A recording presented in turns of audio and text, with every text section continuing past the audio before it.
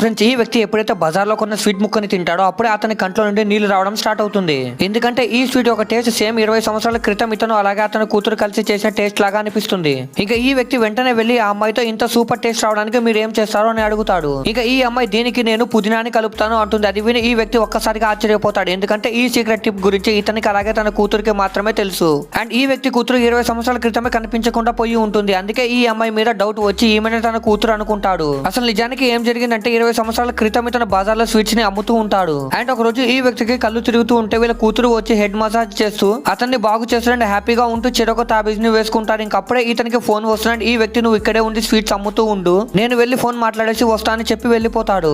ఇంకా ఈ వ్యక్తి వెళ్లిపోయిన వెంటనే ఒక గుర్తు తెలియని వ్యక్తి వచ్చి ఈ అమ్మాయితో నాకు చాలా ఆకలిగా ఉంది, తినడానికి ఏమైనా ఇస్తావా అని అడుగుతాడు. ఇంకా ఈ వ్యక్తి మీద ఈ అమ్మాయికి జాలి కలిగి స్వీట్స్ ని ఇస్తుంది. ఇంకా ఈ వ్యక్తి ఆ అమ్మాయిని చెడు విధంగా చూసి ఆ అమ్మాయిని కిడ్నాప్ చేస్తాడు. ఇంకా వీళ్ళ నాన్న అక్కడికి వచ్చి చూస్తే వీళ్ళ కూతురు అక్కడ ఉండదండి, ఎవరిని అడిగినా తెలియదు అంటారు. ఇంకా అప్పుడే ఏం జరిగిందో చూసే ముందు మీకు ఈ డబ్బుల కంటే మీ అమ్మ ప్రేమ గొప్పదని భావిస్తే వీడియోని లైక్ చేసి ఛానల్ ని సబ్స్క్రైబ్ చేసుకుని కమెంట్ లో లవ్ యూ మా అని టైప్ చేయండి. చివరికి ఈ వ్యక్తి ధనవంతుడు అవుతాడని 15 సంవత్సరాలు గడిచినా కానీ తన కూతురు గురించి ఏమీ తెలియదు.